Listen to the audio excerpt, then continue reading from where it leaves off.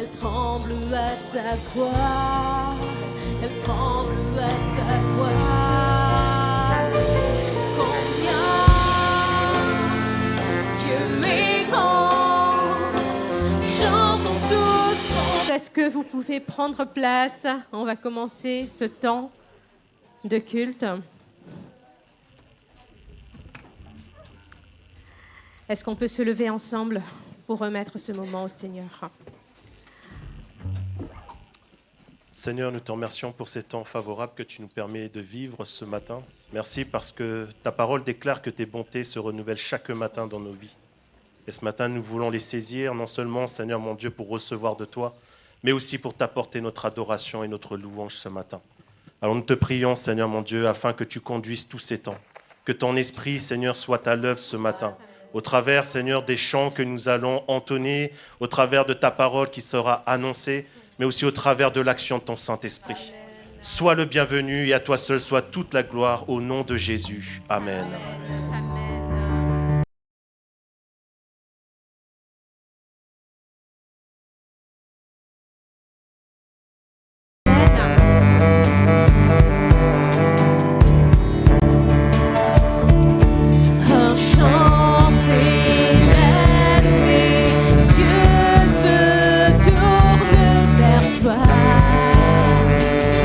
Se tourne vers toi.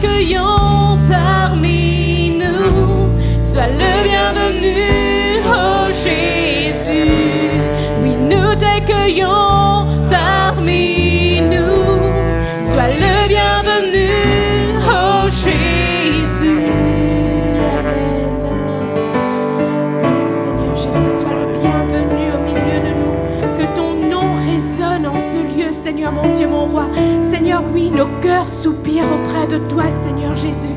Nous voulons encore entendre ta voix ce matin, Père. Que ton nom résonne en ce lieu. Que ton nom résonne en ce lieu. Que ton nom résonne en ce lieu. Jésus, que ton nom résonne en ce lieu. Que les murs tremblent au son de nos louanges. Alors que nos voix s'unissent à celles des anges. Répands sur nous ton esprit, ta puissance. Oh Jésus, que ton nom résonne en ce lieu. Que ton nom résonne en ce lieu. Que ton nom résonne en ce lieu. Que ton nom résonne en ce lieu. Jésus, que ton nom résonne en ce lieu. Que les murs tremblent au son de nos louanges. Alors que nos voix s'unissent à celles des anges. Descends sur nous ton esprit, ta puissance. Oh Jésus, que les murs tremblent au son de nos louanges. Alors que nos voix s'unissent à celles des anges. Répands sur nous ton esprit, ta puissance. Oh Jésus, Jésus, nous chantons ton nom en ce lieu. Oui, nous invoquons ton nom en ce lieu. Oui, nous te proclamons roi en ce lieu. Tu es Seigneur des seigneurs. Jésus, nous chantons ton nom en ce lieu. Oui, nous invoquons ton nom en ce lieu. Et nous te proclamons roi en ce lieu. Tu es Seigneur des seigneurs. Que les murs tremblent au son de nos louanges. Alors que nos voix s'unissent à celles des anges. Répands sur nous ton esprit, ta puissance. Oh Jésus, que les murs tremblent au son de nos louanges. Alors que nos voix s'unissent à celles des anges. Répands sur nous ton esprit, ta puissance. Oh Jésus. Amen. Seigneur mon Dieu, nous nous unissons nos voix, Seigneur mon Dieu, à celles des anges, Seigneur mon Dieu, pour te dire que tu es le Dieu tout-puissant, Seigneur mon Dieu. Nous reconnaissons que tu es le Dieu grand, Seigneur mon Dieu, mon roi, que nul n'est comparable à toi, Seigneur mon Dieu. Et ce matin, nous voulons te déposer, Seigneur mon Dieu, mon roi, tout ce qui peut, Seigneur mon Dieu, nous tracasser, Seigneur mon Dieu, mon roi. Seigneur Jésus, toutes nos angoisses, nos soucis, nous te les déposons, Seigneur mon Dieu. Et nous voulons rentrer pleinement, Seigneur mon Dieu, mon roi, dans ta présence, Seigneur, de louer, Seigneur mon Dieu, tous ensemble en église, en esprit, en vérité, Seigneur mon Dieu, parce que tu es le Dieu qui prend soin de chacun de nous, le Dieu qui s'occupe de nos cœurs, de nos pensées, de nos âmes. Seigneur mon Dieu, alors sois le bienvenu. Et oui, Seigneur mon Dieu, c'est notre prière, Seigneur mon Dieu, que nos voix puissent s'unir à la voix des anges, Seigneur mon Dieu, mon roi. Alléluia, Seigneur. L'honneur, la louange, la gloire pour ton nom. Tu es La splendeur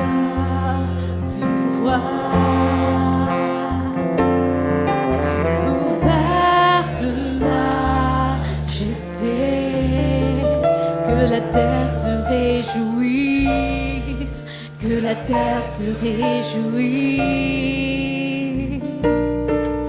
revêtu de lumière, il fait fuir les ténèbres, elle tremble à sa voix, elle tremble à sa voix.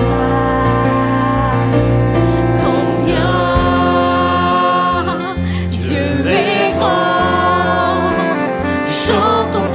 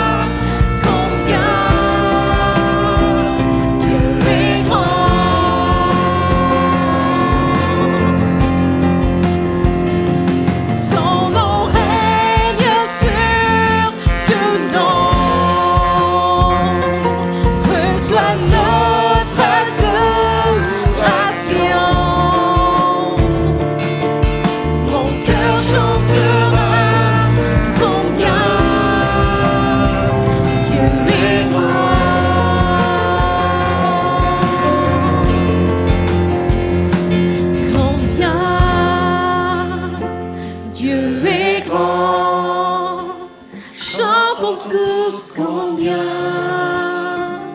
Dieu est grand, et tous verront combien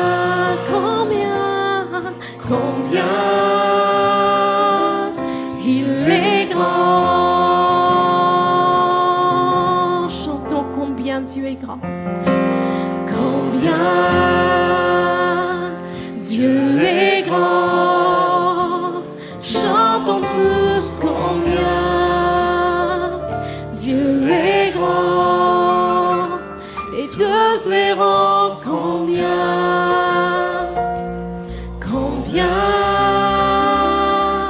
Dieu est grand.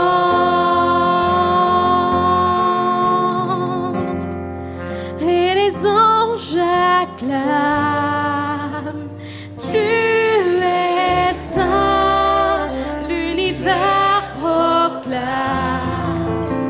tu es saint, tu es glorifié, Dieu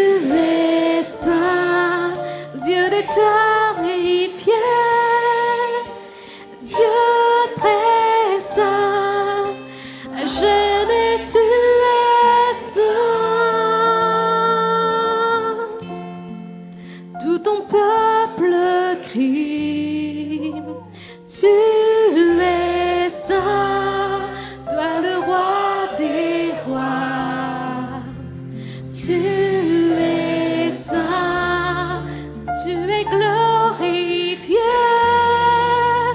Dieu très saint, à jamais tu es saint. Tu es glorifié, Dieu très saint, à jamais tu es saint. Que-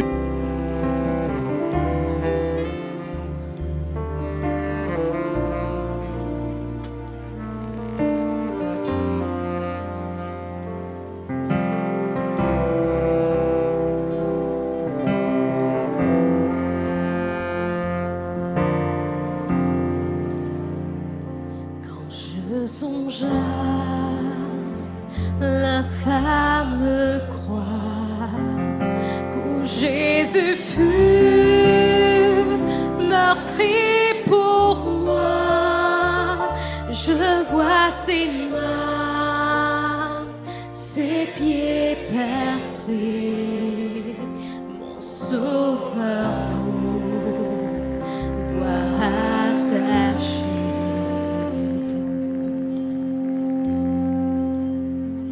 Son corps lié, de l'âme trempée, dans le tombeau fut déposé, l'entrée scellée d'une lourde pierre, le Messie seul était laissé.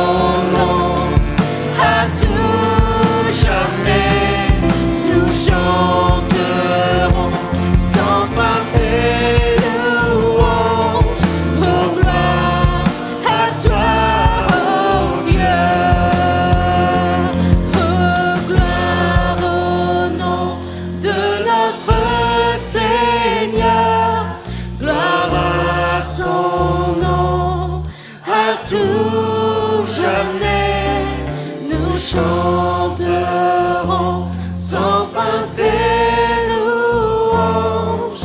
Oh, gloire à toi, oh Dieu. Oh, gloire à toi, oh Dieu. Oh, gloire à toi, oh Dieu. Est-ce qu'on peut ensemble acclamer le nom de notre Sauveur Jésus? Est-ce qu'on peut ouvrir nos bouches pour le célébrer tous ensemble en Église? Seigneur mon Dieu, tu es notre tout-puissant, Seigneur mon Dieu, mon roi. Alléluia. Nous allons avoir maintenant le temps de nos offrandes. Christophe et Nathalie vont passer dans nos rangs. Et nous allons prendre ce chant. Que ça soit vraiment notre prière ce matin. Être près de notre Dieu, demeurer en lui et qu'il puisse faire sa demeure en nous.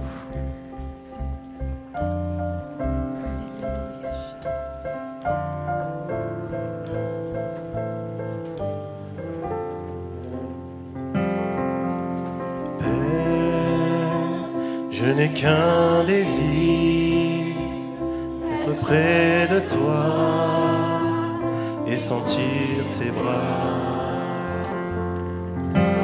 Père, tu as envoyé ton Fils bien-aimé pour quiconque croit. Saint-Esprit qui donne vie, ranime en moi ce feu pour toi. Saint-Esprit, viens par ta pluie, rafraîchis-moi et envoie souffle nouveau,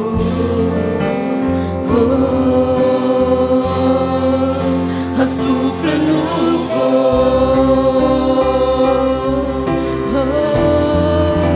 un souffle nouveau,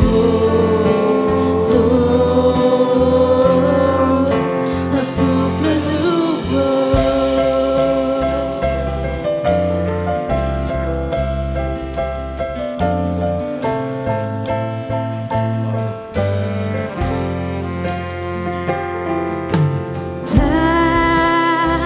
Je n'ai qu'un désir, rester près de toi, écouter ta voix. Tu m'as tout donné, et c'est à tes pieds que je veux rester.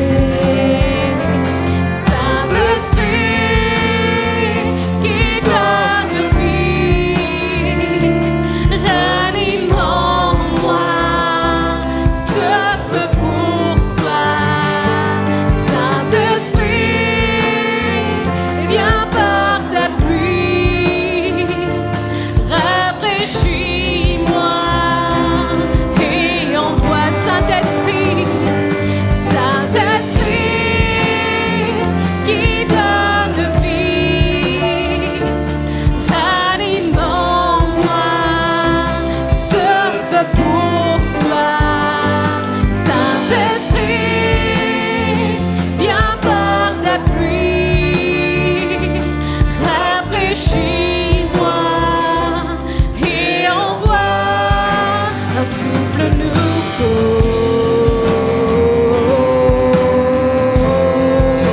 un souffle nouveau,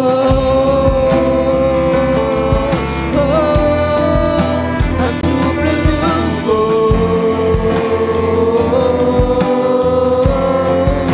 un souffle nouveau.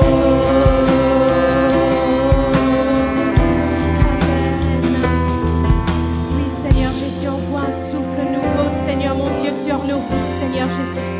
Rafraîchis-nous encore ce matin, Seigneur mon Dieu. Seigneur Jésus, alors que ta parole sera apportée, Seigneur mon Dieu, mon roi, que vraiment tu bénis ton serviteur, Seigneur mon Dieu, mon roi, et que tu nous donnes, Seigneur Jésus, une bonne écoute, que ta parole puisse tomber sur un bon terrain, Seigneur Jésus, que nos cœurs puissent être réceptifs à ce que tu veux nous apporter encore, à ce que tu veux nous enseigner encore ce matin, Père. Au nom de Jésus, Amen. Amen. Je vais laisser la place à Hélène pour les...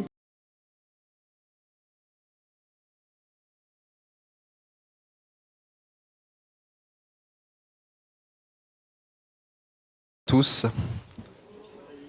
Je reprends. Bonjour à tous. Voilà. Je me sens moins seul. Seigneur, merci. Merci pour ta présence au milieu de nous.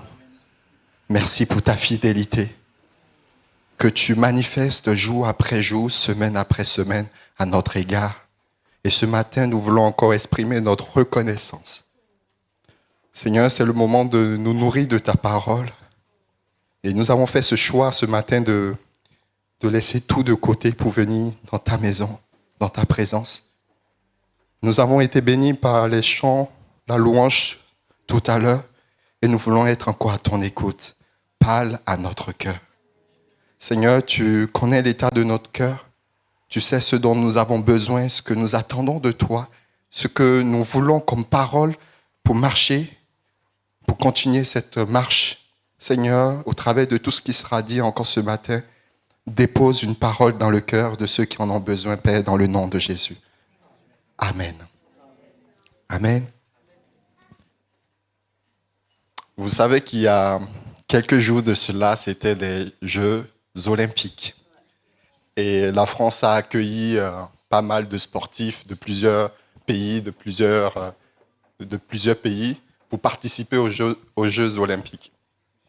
À la fin des Jeux olympiques, j'ai écouté un peu quelques interviews qui ont été faites envers ceux qui ont gagné et remporté des médailles. Et je me suis rendu compte finalement de la discipline que ces sportifs-là se sont imposés, la discipline assez rigoureuse qu'ils se sont imposés dans le but de remporter des médailles, dans le but de gagner. Il y a certains qui se sont entraînés pendant plusieurs jours, durant plusieurs mois. Il y a certains qui se sont éloignés de leur famille pendant plusieurs jours à cause des entraînements. Il y a certains qui vont changer leur façon de manger, leur alimentation. Et il y a d'autres, malgré la douleur des entraînements, ils vont persévérer. Et tout ça dans le but de gagner une médaille, d'avoir une médaille. Et je me suis dit, qu'en est-il de nous, enfants de Dieu, de notre discipline pour avoir les promesses que Dieu nous a faites? Et en me posant cette question, je me suis rappelé du texte de 1 Timothée au chapitre 4 du verset 8 qui dit ceci. En effet, l'exercice physique est utile à peu de choses, tandis que la piété est utile à tout, car elle a les promesses de la vie présente et de la vie à venir. J'aime bien la version Semeur qui dit ceci. L'exercice physique a son utilité, certes, mais celle-ci est limitée. L'attachement à Dieu est utile à tout, puisqu'il possède la promesse de la vie pour le présent et pour l'avenir. Et en relisant ce passage, ce texte, je me suis dit finalement, en tant qu'enfant de Dieu, notre discipline, la piété, est utile à tout. La piété est utile à tout. Et c'est pour cela que j'ai choisi ce thème ce matin pour mon partage. La piété est utile à tout. Autrement dit, l'attachement à Dieu est utile à tout.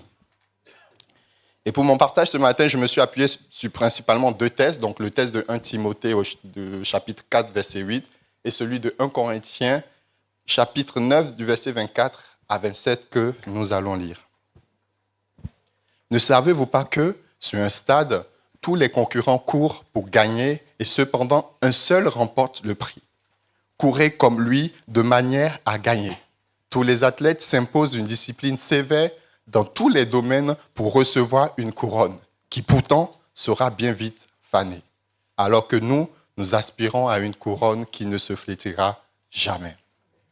C'est pourquoi, si je cours, ce n'est pas à l'aveuglette, et si je m'exerce à la boxe, à la boxe, ce n'est pas en donnant des coups en l'air, je traite durement mon corps, je le maîtrise sévèrement, de peur qu'après avoir proclamé la bonne nouvelle aux autres, je ne me trouve moi-même disqualifié.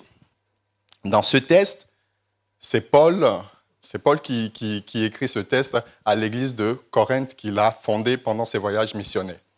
Et la ville de Corinthe, il faut savoir que c'est une ville cosmopolite. Ça veut dire quoi? C'est une ville qui est constituée de plusieurs nationalités. Donc, quand on parle d'une ville constituée de plusieurs nationalités, ça veut dire qu'il y a une diversité de cultures. Et en plus de cette diversité de cultures, il y a aussi une diversité de cultes adressés à des idoles. Et dans ce contexte-là, Paul est un petit peu inquiet de la santé spirituelle de l'église de Corinthe. Et il va entendre quelques difficultés que l'église rencontrait, quelques problèmes auxquels ils étaient confrontés. Il va entendre tout cela et va rédiger cette lettre-là aux Corinthiens, non seulement d'une part pour répondre aux problèmes, aux difficultés que l'église de Corinthe rencontrait. Et Paul, de manière générale, dans le texte, dans le livre des Corinthiens, il va s'appuyer d'une part sur la parole pour répondre à certaines problématiques, mais il va aussi s'appuyer sur son expérience à lui comme exemple. Et parmi les problèmes qu'il rencontrait dans l'église de Corinthe, il y avait justement un problème lié à la liberté de manger ou non les viandes qui ont été sacrifiées aux idoles. Donc, dans le chapitre 8 de Corinthiens, Paul va répondre à cette question-là. Et dans le chapitre 9, il donne son exemple en complément de ce qu'il a dit dans le chapitre 8. Donc, si vous lisez le début du chapitre 9, il dit « Ne suis-je pas libre ?» Et il va développer tout un tas de choses. Et dans le chapitre 9, il va aussi expliquer le fait qu'il a dû s'adapter. Il a dû s'adapter aux différentes cultures présentes. Il va dire « Avec les Juifs, j'ai été comme Juif. Avec ceux qui sont sans loi, comme sans loi. J'ai été faible avec les faibles afin de gagner les faibles. C'est ainsi, le verset 22, que je me fais tout à tous afin d'en conduire au moins quelques-uns au salut par tous les moyens. » Paul nous montre là un petit peu sa façon dont il a dû s'adapter à chacun, dans le but qu'ils soient tous sauvés. Et pour conclure le chapitre 9, Paul maintenant va faire une comparaison entre notre marche avec Dieu et la course. Et il va dire, dans un stade, il y a plusieurs athlètes, plusieurs courent, mais un seul, parmi tous ceux qui courent, il y a un seul qui remporte le prix. Et Paul va nous encourager à courir de manière à remporter le prix, comme celui-là qui a remporté le prix. Et c'est pour cela que j'ai donné mon premier point, ce titre, « Courant de manière à remporter le prix ». Je pense que pour les Jeux olympiques, tous ceux qui ont participé, tous les sportifs qui ont participé aux Jeux olympiques, je pense qu'ils n'avaient pas tous les mêmes objectifs. Je pense qu'il y a certains, pour eux, le plus important, c'était de participer aux Jeux olympiques. Qu'ils gagnent une médaille ou pas, pour eux, ce n'était pas bien grave, c'était juste de participer. Et je pense qu'il y a d'autres personnes, d'autres athlètes, d'autres sportifs, où leur objectif, leur but, eux, c'était simplement d'avoir leur première médaille, qu'elle soit en argent, en bronze ou en or, peu importe. Leur objectif, c'était d'avoir leur première médaille. Et il y a d'autres qui, leur seul et unique objectif, c'était la médaille d'or.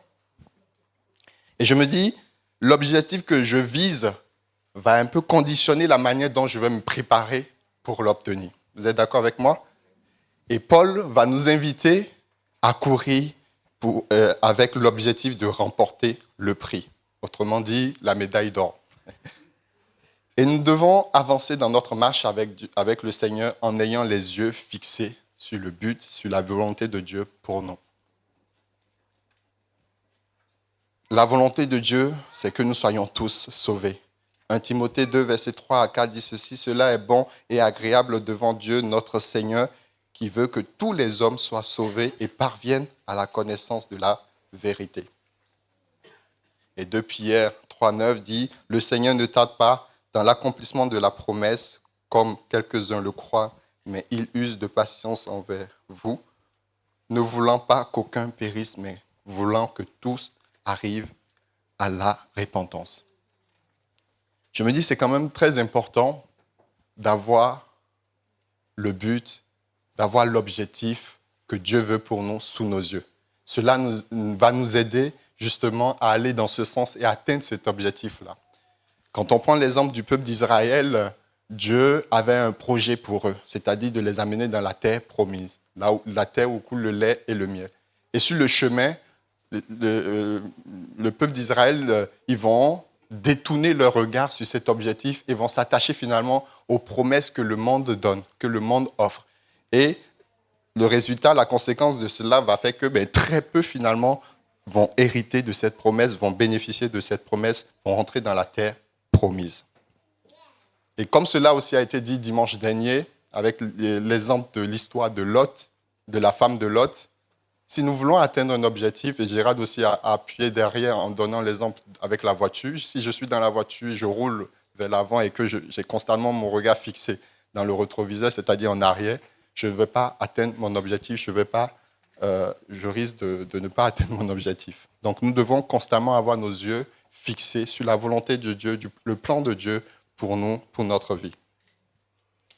Nous ne courons pas pour remporter la récompense que le monde offre, mais nous courons pour un prix, pour le prix et les promesses que Dieu nous donne. Et ces promesses ne sont pas seulement pour maintenant, mais elles sont aussi pour l'éternité. Courons en ayant les promesses du royaume en vue et non celles que le monde offre. Et j'aimerais aussi faire une petite parenthèse par rapport à cela, c'est le salut est un prix qui a déjà été payé. La seule chose que nous avons à faire, c'est de croire que Jésus-Christ est notre Seigneur et Sauveur pour l'obtenir. Nous ne courons pas pour obtenir le salut, mais nous courons dans le but d'obtenir la promesse de Dieu pour nous sur cette terre et pour l'éternité. Pour introduire mon deuxième point, je vais relire le texte de 1 Corinthiens chapitre 9. Paul dit, ne savez-vous pas que sur un stade, tous les concurrents courent pour gagner et cependant un seul remporte le prix? Courez comme lui de manière à gagner. Tous les athlètes s'imposent une discipline sévère dans tous les domaines pour recevoir une couronne qui pourtant sera bien vite fanée, alors que nous aspirons à une couronne qui ne se flétrira jamais. J'ai donné ce titre à mon deuxième point, mon attachement à Dieu, ma discipline. Mon attachement à Dieu, ma discipline. Dans 1 Timothée, chapitre 4, que j'ai lu tout à l'heure, je le relis dans la version Semeur. L'exercice physique a son utilité, certes, mais celle-ci est limitée. L'attachement à Dieu, lui, est utile à tout puisqu'il possède la promesse de la vie pour le présent et pour l'avenir. Ici, c'est toujours Paul qui parle à Timothée, qui est son enfant dans la foi, qui est son collaborateur. Contrairement au texte de Corinthiens où il parle à l'église de Corinthe, là, ici, Paul, il parle à Timothée. Et dans la première lettre de Timothée, Paul va, c'est-à-dire encourager Timothée dans son ministère de pasteur à Éphèse. Et en plus de cela, il va donner quelques éléments à Timothée pour que Timothée puisse rectifier, puisse corriger certaines fausses doctrines qui circulaient à Éphèse. Et parmi ces doctrines-là, on retrouve aussi cet élément-là que Paul a abordé dans les Corinthiens, la liberté de manger ou non des aliments, c'est-à-dire utilisés pour les sacrifices des idoles. Et là, au verset 4, dans 1 Timothée, toujours le chapitre 4, le verset 4, il va dire ceci. « En effet, tout ce que Dieu a créé est bon. Rien n'a été rejeté pourvu que l'on remercie Dieu en le prenant. Car tout ce qu'il a créé est saint lorsqu'on l'utilise conformément à sa parole et avec prière. » Et lorsqu'on poursuit un peu plus la lecture, à partir du verset 7, il va dire ceci. Il parle à Timothée, il dit « Mais rejette les récits absurdes et contraires à la foi. Entraîne-toi plutôt à rester attaché à Dieu. » Et quand je vois « entraîne-toi plutôt », je me suis dit, c'est comme si, Timothée, il était jeune, c'est comme si Timothée, il s'entraînait beaucoup au sport. Parce que entraîne-toi plus tôt. Je me suis dit, bon, est-ce que Timothée, effectivement, il s'entraînait beaucoup au sport et Paul va lui dire, entraîne-toi plutôt à rester attaché à Dieu. L'exercice physique a son utilité, certes, mais celle-ci est limitée. L'exercice physique a son utilité, certes, mais celle-ci est limitée. L'attachement à Dieu, lui, est utile à tout, puisqu'il possède la promesse de la vie pour le présent, pour l'avenir. C'est là une parole certaine qui ne mérite d'être reçue sans réserve. Notre attachement à Dieu est utile pour vivre la promesse de Dieu dans ce monde et pour l'éternité. Parfois, nous nous agitons pour obtenir des choses que le monde nous offre, que le monde donne, en oubliant que notre royaume n'est pas de ce monde. Et ce qui est plus important, c'est notre attachement à Dieu. Autrement dit, notre attachement à la parole de Dieu. C'est la parole qui crée en nous la source de la vie. Et quand je prends l'exemple de Marthe et Marie, Jésus vient les rendre visite. Marthe, comme cela est de coutume, va se mettre à préparer, cuisiner pour pouvoir accueillir Jésus. Et elle va voir sa sœur Marie assise au pied de Jésus en train de l'écouter. Elle sera un peu... elle va venir voir Jésus, reprends-la, elle est là, elle ne fait rien, dis-lui de venir m'aider. Et Jésus va lui répondre au chapitre, au verset 41 de Luc 10, le Seigneur lui répondit, Marthe, Marthe, tu t'inquiètes et tu t'agites pour beaucoup de choses. Une seule chose est nécessaire, Marie a choisi la bonne part qui ne lui sera point ôtée. Et parfois, nous sommes un peu comme ça. Nous agissons, nous investissons beaucoup d'énergie, nous mettons beaucoup d'énergie pour obtenir des choses qui finalement vont passer.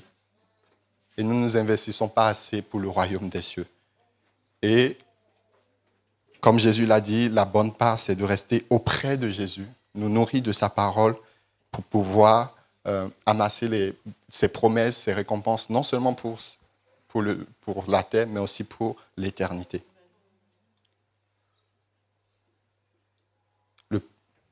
Le plus important, c'est notre attachement au Seigneur à travers l'écoute et la mise en pratique de la parole.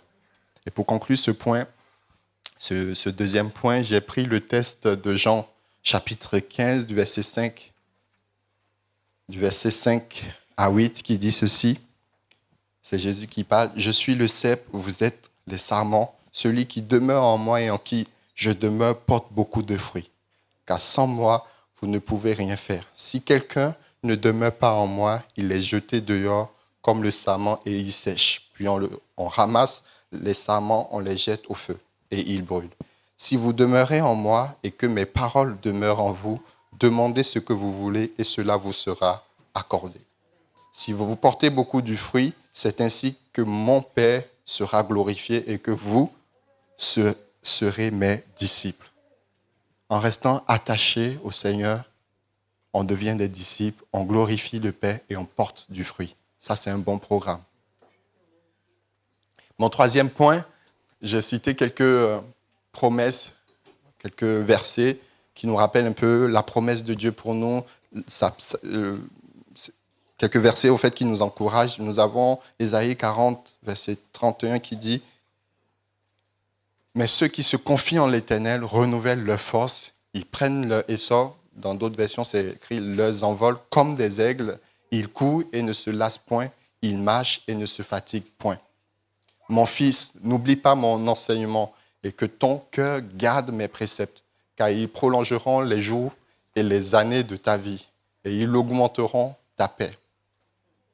Ne vous inquiétez de rien, mais en toute chose, faites connaître vos besoins à Dieu par des prières et des supplications, avec des actions de grâce. Et la paix de Dieu, qui surpasse toute intelligence, gardera vos cœurs et vos pensées en Jésus-Christ. Quand un malheureux crie, l'Éternel entend et il le sauve de toutes ses détresses. L'ange de l'Éternel campe autour de ceux qui le craignent et il les arrache au danger. Fais de l'Éternel tes délices, il te donnera ce que ton cœur désire.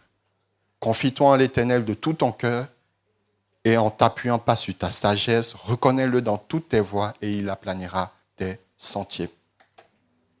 Voilà ce que je voulais partager avec vous ce matin, mais j'ai quand même envie de reprendre de manière un peu très rapide ce que j'ai dit. Le premier point, j'ai insisté sur ce que Paul va dire, le fait qu'il encourageait à ce qu'on puisse courir de manière à remporter le prix. Et au travers de cela, j'ai voulu insister et montrer que c'est important que nous puissions garder sous nos yeux le plan et l'objectif de Dieu pour nous. C'est cela qui va nous permettre de mener parfaitement, j'ai envie de dire, la course, c'est-à-dire d'atteindre le but et la volonté de Dieu pour tout un chacun de nous. Et le deuxième point, j'ai voulu insister sur la notion du fait que notre attachement à Dieu, finalement, c'est ça, notre discipline en tant qu'enfant de Dieu. Les athlètes, ils ont tout un tas, parce que le mot discipline, quand on cherche la définition, c'est un petit peu un ensemble de règles. C'est le fait de se priver d'eux. Mais quand je regarde avec Dieu, je ne me prive pas d'eux. Au contraire, mon attachement à Dieu me donne une pleine liberté de vivre sa vie sur cette terre et pour l'éternité. Donc, quand on parle de discipline dans notre marche avec le Seigneur, ce n'est pas un ensemble de règles à suivre ou à ne pas suivre, mais c'est simplement une relation d'amour et qui nous donne de vivre pleinement la liberté sur cette terre et pour l'éternité. Donc, c'est pour cela que j'ai voulu insister sur ce deuxième point. Finalement, notre discipline, mon attachement à Dieu, c'est ça, ma discipline. Et c'est ce sur quoi nous devons veiller en tant qu'enfants de Dieu. Parce que lorsque nous sommes attachés, comme le texte de Jean au chapitre 15, on porte du fruit. Cela fait du bien à notre entourage. Et ça, c'est merveilleux. Et mon troisième point, simplement, j'ai voulu vous citer quelques versets qui nous encouragent, qui nous rappellent que Dieu est avec nous et ses promesses pour nous sur cette terre et pour l'éternité. J'avais un texte que je voulais partager avec vous qui se situe dans Philippiens au chapitre 3, du verset 12 à 16. Je trouvais que ça résume bien la pensée, mais je vous invite à le relire tranquillement, parce que quand j'ai lu tout le chapitre de Philippiens, ça complète vraiment tout ce que j'ai partagé avec vous ce matin, et je vous invite à le relire tranquillement et posément chez vous. Amen. Pardon, Philippiens 3, tout le chapitre. Sinon, moi, j'avais pris uniquement le verset 12 à 16, mais je vous invite à le lire tranquillement. Nous allons prier. Seigneur, nous te rendons grâce et nous te disons merci. Tu es un Dieu bon, tu es un Dieu merveilleux. Et à l'image de ces athlètes-là qui s'imposent des disciplines pour obtenir les choses de ce monde, nous voulons simplement rester attachés à toi. Nous voulons simplement rester attachés à ta parole, parce que la source nous vient de là. La vie nous vient de notre attachement à toi. Et ta parole nous dit dans Jean au chapitre 11, mais ceux qui croient en toi vivront même après la mort. Et c'est ce que nous voulons saisir, Seigneur. Donne-nous, Seigneur, de rester attachés à toi, de persévérer malgré le fait que parfois, sur le chemin, nous ne voyons pas, ou les choses sont contraires à ce que nous pouvons voir, ou contraires à ce que nous espérons. Donne-nous de persévérer, afin que ta parole s'accomplisse dans notre vie. Nous ne voulons pas nous détourner parce que le chemin nous semble compliqué. Nous ne voulons pas nous détourner parce que le chemin nous semble long, mais nous voulons rester fidèlement attachés à toi et te laisser agir dans notre vie. Parce que ton heure est bonne pour nous et ce que tu dis, tu l'accomplis certainement. Et que cela soit notre partage, Père, dans le nom de Jésus. Amen. Amen. Que Dieu vous bénisse.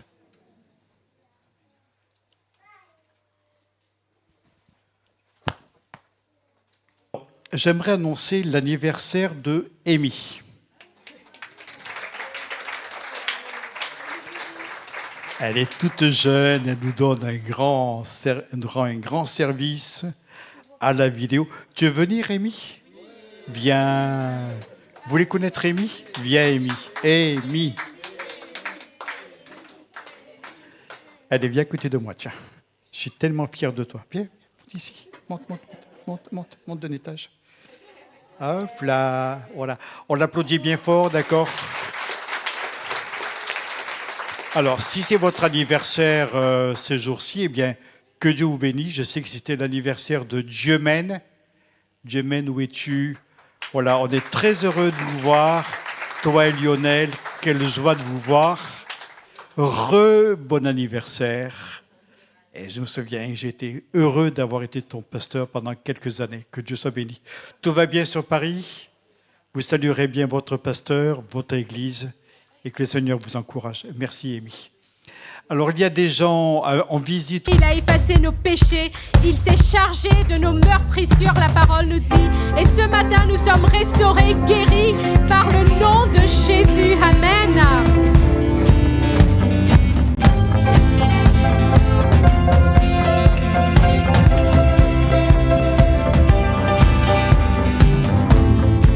Amour parfait, tu t'es donné à la croix pour tout effacer de mes péchés. Tu t'es chargé sur le bois. C'est par tes grâces seules que je suis pardonné.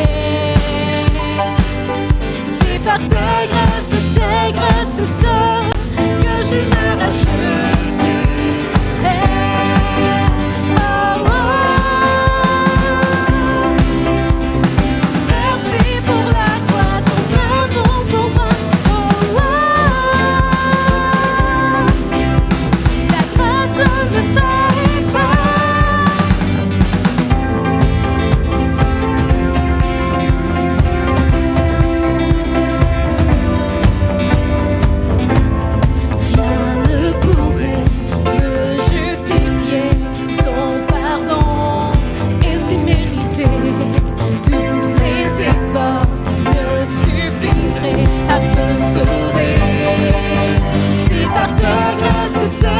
C'est ça que je suis pardonné.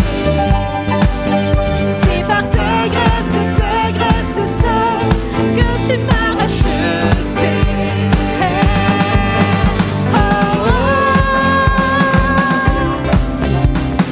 Merci pour la croix, ton amour pour moi. La grâce ne taille pas.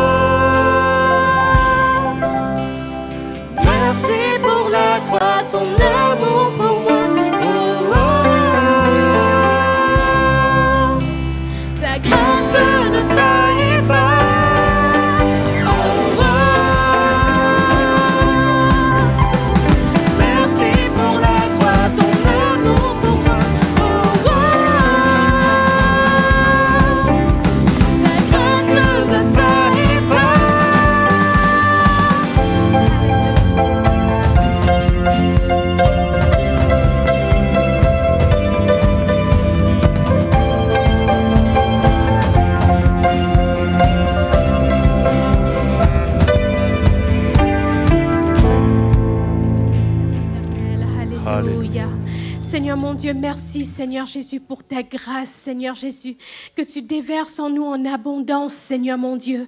Merci Seigneur Jésus, parce que oui, en toi nous sommes justifiés, Seigneur mon Dieu. Merci pour cette parole que tu as dit à la croix. Tout est accompli, Seigneur mon Dieu.